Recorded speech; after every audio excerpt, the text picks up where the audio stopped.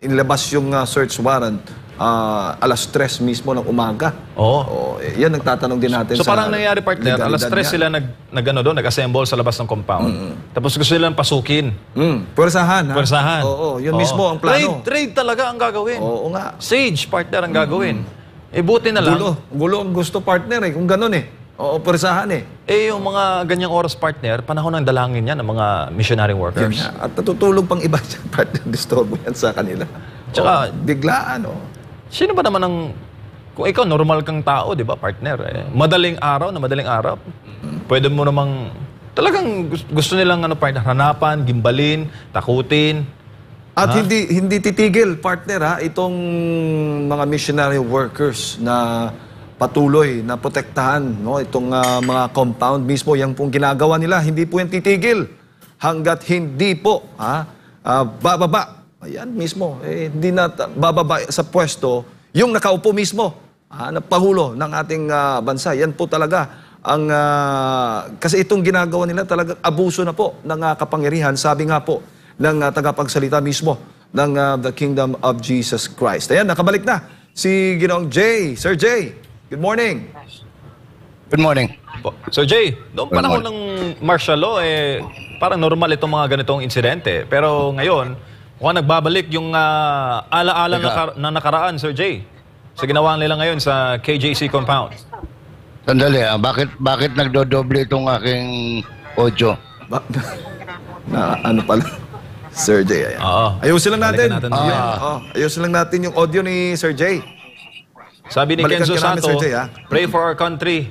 Di na po ito tama. Mga taga New Zealand naman, magandang umaga sa inyo mga kababayan. Fully support sila sa KJC. Hindi na, kasi natuto ang mga Pilipino. Sabi ni Marlita Garcia, kung ano raw nakita sa ama, yun din yung gagawin ng anak. Anong ginawa po ninyo mismo kay Pastor Kibuloy, talagang pagsisisihan ninyo ang araw na ito. Ginawa po ninyong pag-abuso at paglabag sa karapatan mismo ng mismong butihing pastor. At lalo na po dyan po sa mismong compound ng the Kingdom of Jesus Christ. Si Rowena Ponce, ilang taon pa tayo magdurusa sa administrasyong ito? Sabi ni Akira Takeshita, yes, amen. Mark this day, June 10, 2024, the beginning of the fall down of the beast administration. Ako, partner. The Father Almighty is not sleeping. This battle is ours. Sabi ito pa namang mga nananawagan, itong mga nakikita mo, missionary workers, kabilang ito sa mga sumuporta sa administrasyong ito, sa Pangulong Bongbong Marcos. Abay, lalo pang ginagalit ngayon. Mas lalo pang nadadagdagan yung mga nagiging galit sa administrasyong ito dahil sa ginagawa na ito ng administrasyon dyan mismo kay Pastor Kibuloy at compound ito. Sabi ng ating mga kapatid partner sa Banawen, gainaya nila yung ginawa sa US sa ating mga compound, simultaneous. Madaling araw din. At ano din partner, full battle gear, naka-full battle gear itong mga pulis na lumusob. So may pattern, partner. Yun. Diba? May pattern. Naalala ko yun, partner. Pursahan din yun. Pursahan din. At alam mo ang epekto nun, mismo doon sa mga bata, sa mga kababaihan, o mga matatanda. Talagang trauma, partner. Na-trauma. Dahil nga sa matataas na kalibre ng armas, ang dala, naka-full battle gear din. At partner, binabati din natin yung mga kababayan natin dyan sa Japan, nanunood. Sinasabay tayo ngayon, nakikisa sa ating live coverage. Nanonood ang buong bayan, di lang sa Pilipinas, kundi sa buong mundo, maling-mali ang ginawa ng administrasyong ito. Nakakagigil watching from Japan. From Guavin Reyes, sabi niya dito, walang ginawang masama si Pastor Apollo C. Kibuloy, puro kabutihan. Bakit ganito ang ginawa ng administrasyong ito? Pilipino sa buong mundo, magkaisa na tayo. Ayan. Sabi ni Marites Bellucido, grabe ang gulo ng administrasyon na ito. Sabi ni Teacher Nina, OA sa battle gear, partner. Partner, shoutout nila natin, partner, yung mga nanonood ngayon sa YouTube channel ni Maharlika o sa mga social media accounts dahil naka-live din tayo.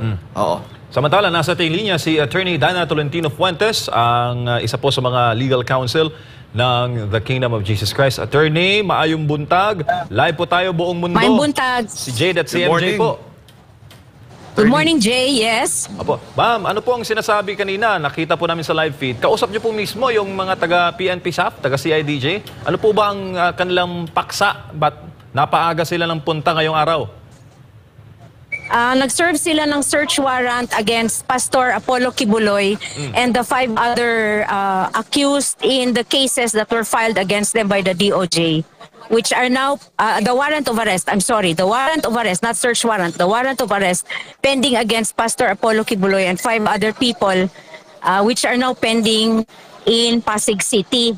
So, na-search na po ang Bible School, na-search na po ang Jose Maria College, na-search na po ang Kingdom.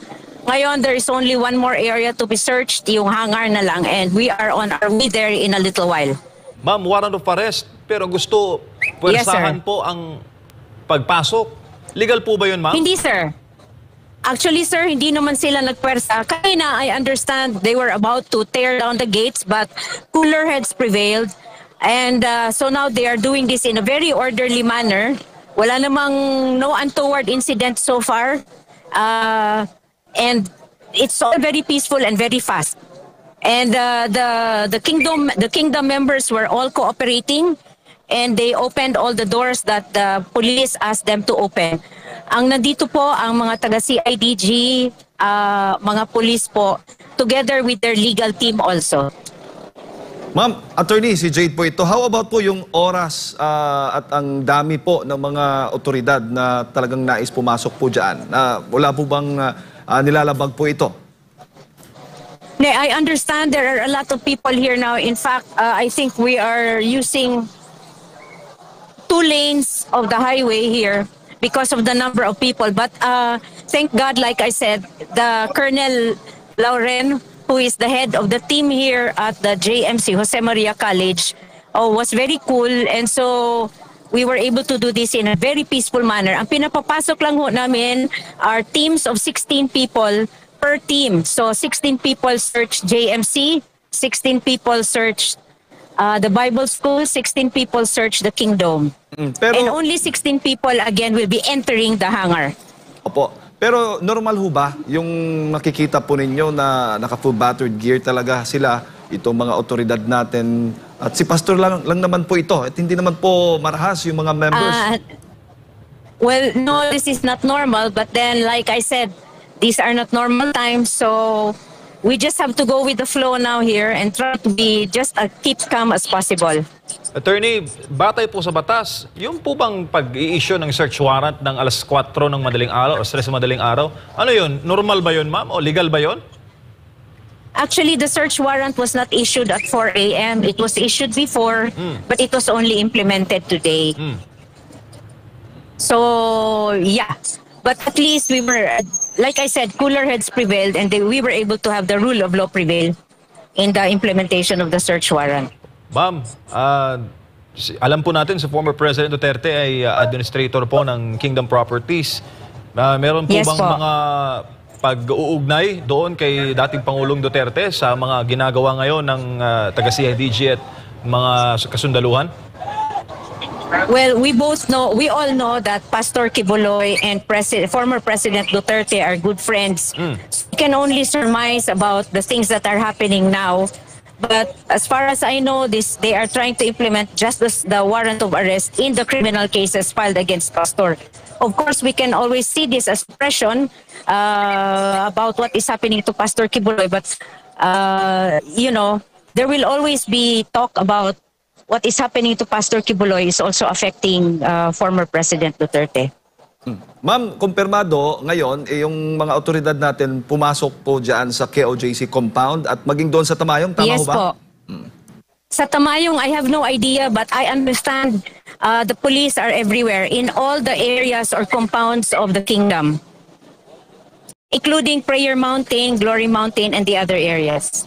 Ma'am, kung wala pong intervention na ginawa ang mga missionary workers ng KJC kanina ng magtipon-tipon ng mga otoridad dyan, talagang puwersahan nilang papasukin, ma'am, dahil nakausap namin si Ma'am Nori kanina. Posible. Which is why I said, thank God, cooler heads prevailed.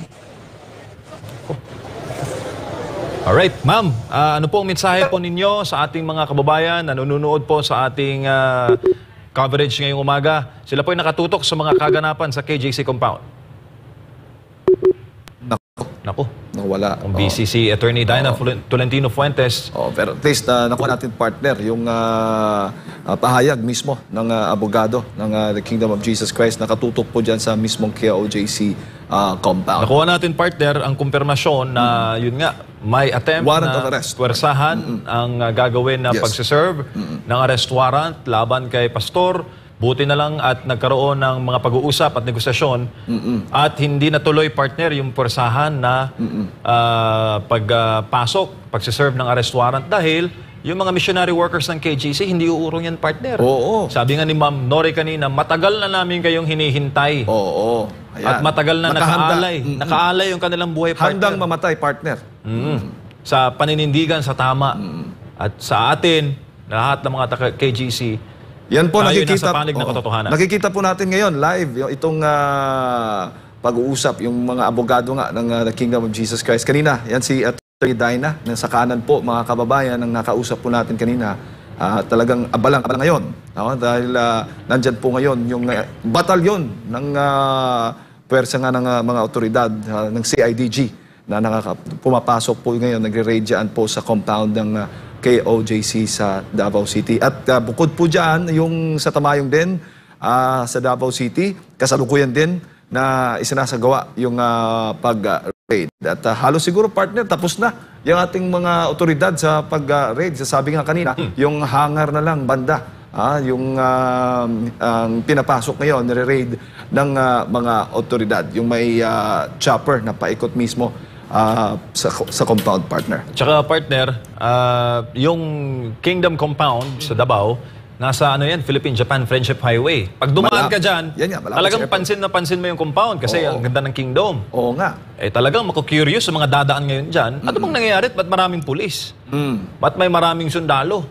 At ba't may maraming mga tao sa gilid? Sabi yung 2 lanes na ina-occupy na partner dyan mismo sa labas ng compound. Dahil nga sa dami ng tao, kikita po ninyo at maging yung ating mga otoridad na pumapasok po mismo dyan sa compound. Samantala, nasa ating komunikasyon na si Sir Jay Sonsa, isa pong veteranong mamamahayag. Malaman natin ang kanyang sapantaha sa ginagawa ngayon sa compound ng KOJC. Sir Jay, maayong buntag. Good morning, Jade. Good morning, MJ. Magandang umaga po sa lahat ng mga nanonood sa atin. Opo, maraming salamat, sir. Sa mga nangyayari ngayon sa KOJC compound, yung bang alaala mo nung panahon ng batas militar ay nagbalik?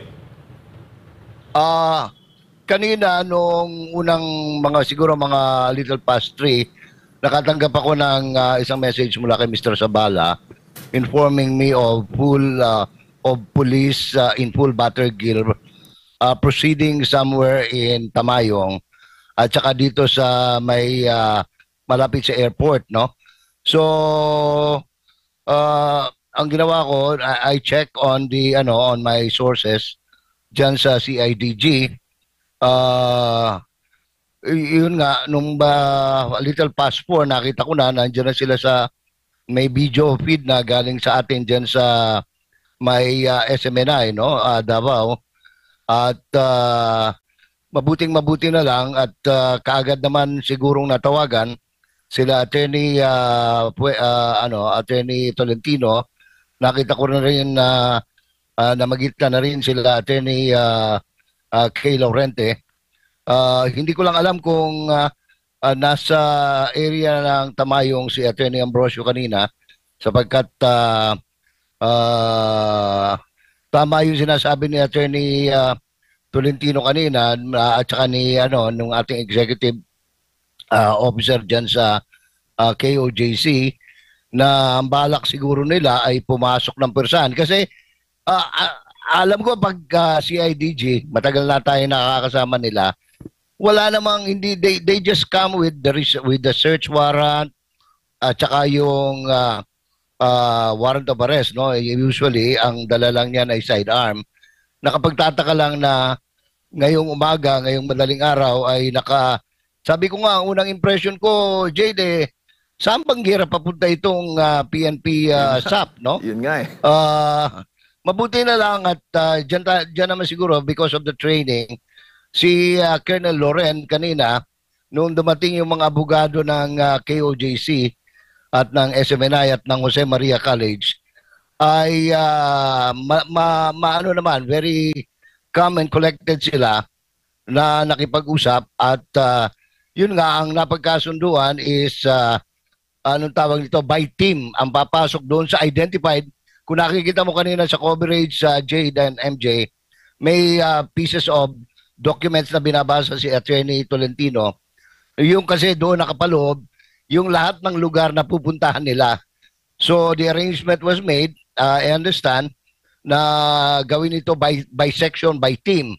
At doon naman isang napansin ko naman na magandang ginawa ng mga miyembro ng KJC is to document every move, every behavior at kinuna na isa-isa pati pagbumukha ng mga pulis just in case, ano? So kung tama yung pagkakarinig ko na 16 per team yung dineploy nila, tinitingnan ko rin yung deployment ng KJC ng documentation na parang 1:1 or 1:2, no? Bawat dalawang missionary worker ng KJC ay dinodocument bawat kilos ng bawat isang pulis. So, para alam mo, hindi mo masiguro, baka mamaya may magtanim dyan, may magtaklot. Hindi naman natin pinag-iisipan na masama yung mga pulis natin, no? Bagamat hindi mo maalis din. Alam mo ba, Jade and MJ, simula nang i-post natin ito, we have already been receiving somewhere within the vicinity of 1,000 reactions from all over the world sa Facebook, no? Yes, sir. At mamaya kung may time tayo, babasahin natin yung mga reaction ng ating mga kababayan. Pero sabi ko nga, ang kapuna-puna, no? Kasi tinatanong mo kanina, ano bang naalala ko? Mabuti ang pagkakaiba lang, noong lightning yung mga raid nung martial law nung panahon ni Ferdinand Marcos Sr. Naalala ko, nagpo-programa ako nun sa radyo, bigla na lang may bumackstroke ng garan sa likod ko. Ngayon naman mas mukhang disiplinado at trained ang mga officers, no? Ang binabantayan ko rito kasi sa galaw nila yung mga ordinaryong rank and file. Kasi yung mga officers